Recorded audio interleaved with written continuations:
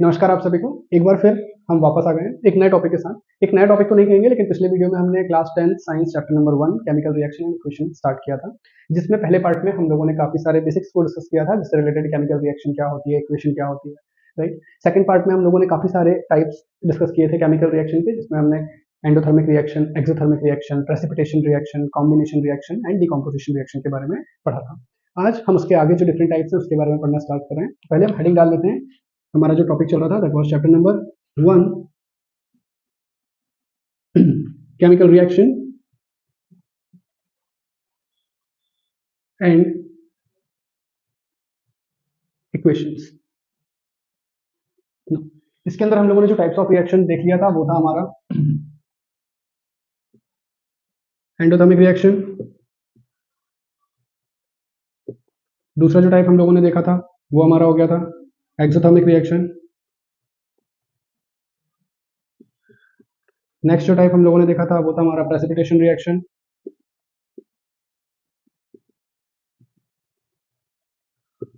इसके बाद हम लोगों ने देखा था कॉम्बिनेशन रिएक्शन,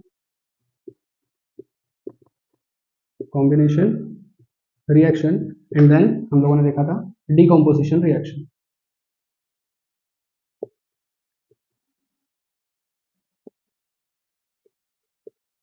इन सारी टाइप्स को मैं एक बार और बता देता हूं आप लोगों को। एंडोथर्मिक रिएक्शन वो केमिकल रिएक्शन जिसमें हीट रिक्वायर्ड होती है। जब तक हम हीट सप्लाई नहीं करेंगे केमिकल रिएक्शन नहीं होगी। एक्सोथर्मिक रिएक्शन वो केमिकल रिएक्शन जब होती है तो उस ड्यूरेशन में और केमिकल रिएक्शन कंप्लीट होने के बाद दोनों ही केसेस में आपको हीट रिलीज करता है। वो chemical reaction which releases heat, which produces heat during the completion और after completion is called exothermic reaction. Precipitation reaction, इसमें प्रेसिपिटेट्स के बारे में डिस्कस किया था, राइट, कि the reaction in which precipitates are formed, precipitate का मतलब insoluble salt are formed, which that is called precipitation reaction. Now combination reaction, a reaction in which two or more reactant combine to form a single product is called combination reaction. Decomposition इसका opposite आ जाता है। Reaction in which a single reactant or a large molecule break down or divides or splits up into multiple small products is called decomposition reaction. इसके बाद हम पढ़ते हैं। तो आज की क्लास में जो हमारा नेक्स्ट टॉपिक है जो इन रिएक्शंस के बाद आता है वो आ जाता है हमारा नंबर 6 पे, डिस्प्लेसमेंट रिएक्शन। Displacement reaction. चलिए, तो डिस्प्लेसमेंट रिएक्शन की अगर हम बात करें तो डिस्प्लेसमेंट रिएक्शन का एक बहुत ही साधारण और एक बहुत अच्छा एग्जांपल हम देते हैं। जैसे कि हम देखते हैं किसी भी कंपाउंड में, किसी भी, जैसे हम बात करें अगर आयनिक कंपाउंड ले रहे हैं तो एक हिस्सा मेटल का है दूसरा नॉन मेटल का है, ठीक। तो अगर हम एक कंपाउंड लेते हैं, जैसे फॉर एग्जांपल हम एक कंपाउंड ले लिया हम लोगों ने ZnCl2 जिंक क्लोराइड, ठीक है। अब जिंक क्लोराइड के साथ हम रिएक्शन करवा देंगे सोडियम की। अब जिंक क्लोराइड के साथ जब सोडियम का रिएक्शन होगा तो क्या होगा, सोडियम जो है वो जिंक से ज्यादा रिएक्टिव, तो ये सोडियम जिंक को यहाँ से डिस्प्लेस करेगा। तो यहाँ पर क्या कंपाउंड बन जाएगा, NaCl बन जाएगा और जिंक बेचारा सेपरेट हो जाएगा, अलग हो जाएगा। अब इस इक्वेशन को बैलेंस कर देखते हैं, बैलेंस है कि यहाँ 2 क्लोरीन है, यहाँ पर 1, तो बैलेंस करना पड़ेगा। हमने यहाँ पर 2 का मल्टीप्लाई कर दिया, राइट। फ्रंट में मल्टीप्लाई किया है, पहले लेक्चर में डिस्कस किया था, जिससे NaCl की कन्फिग्रेशन में चेंज नहीं आएगा, सिर्फ क्वांटिटी में आएगा। यहाँ पर 2 का मल्टीप्लाई किया, 2 N सोडियम होगा, यहाँ 2 सोडियम 2 क्लोरीन ना।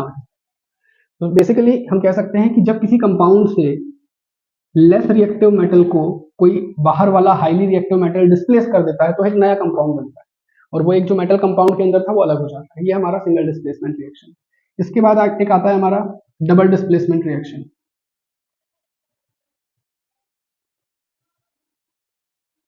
डबल डिस्प्लेसमेंट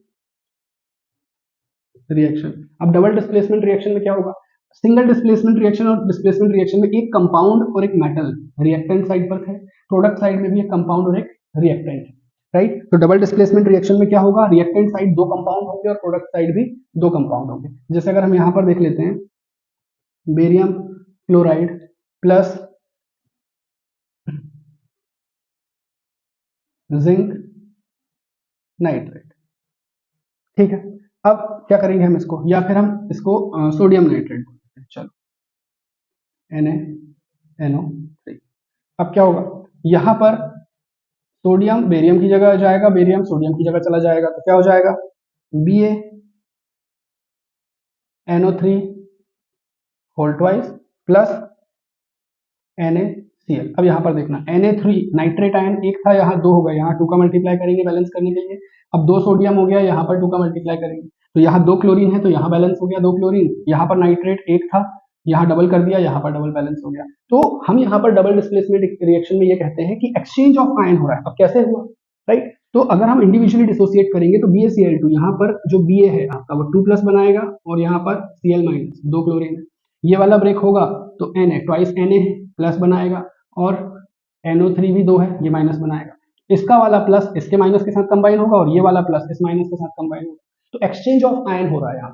तो डबल डिस्प्लेसमेंट रिएक्शन में हम कहते हैं कि the reaction in which exchange of ion takes place between two reactants to produce two new product, right? दो रिएक्टेंट कंपाउंड्स के बीच में एक्सचेंज ऑफ आयन होता है जिसके कारण दो नए प्रोडक्ट बनते हैं, तो इस रिएक्शन को डबल डिस्प्लेसमेंट रिएक्शन कहते हैं, राइट?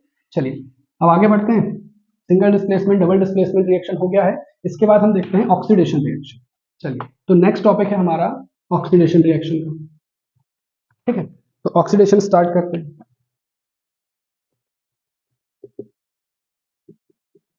ऑक्सीडेशन रिएक्शन, अब भाई नाम से ही क्लियर है, चीजों को याद करना है तो नाम के मीनिंग को अच्छे से समझें।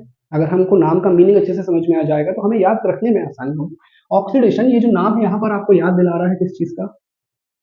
ऑक्सीजन का, राइट? तो ऑक्सीजन का याद दिला रहा है, तो यहाँ पर हो क्या रहा है ये याद रखेंगे आप। यहाँ पर हो रहा है एडिशन ऑफ ऑक्सीजन।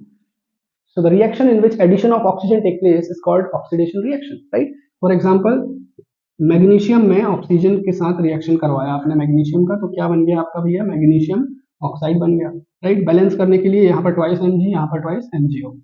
तो ये है आपका ऑक्सीडेशन रिएक्शन, ठीक है? जहां पर आपने एक मेटल का ऑक्सीजन से रिएक्शन करवाया, वो मेटल ऑक्साइड में कन्वर्ट हो गया।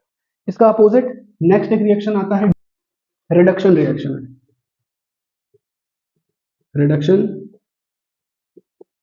रिएक्शन, तो रिडक्शन रिएक्शन, अब रिडक्शन में क्या होता है? ऑक्सीडेशन रिएक्शन में हमने ऑक्सीजन को ऐड किया था, रिडक्शन में क्या करेंगे?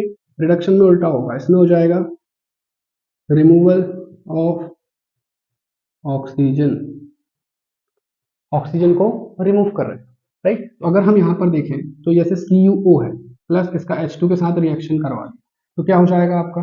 Cu प्लस H2O हो जाएगा। तो अगर मैं यहाँ पर देखूँ तो ये जो CuO है, CuO से Cu में कन्वर्ट हो गया, तो ये यहाँ पे क्या हो गया आपका?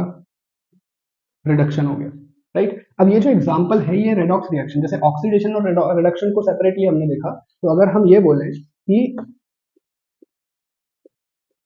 ऑक्सीडेशन प्लस रिडक्शन रिएक्शन, इसको हम कंबाइनली बोलते हैं redox reaction. Red stands for reduction and ox stands for oxidation, ठीक है?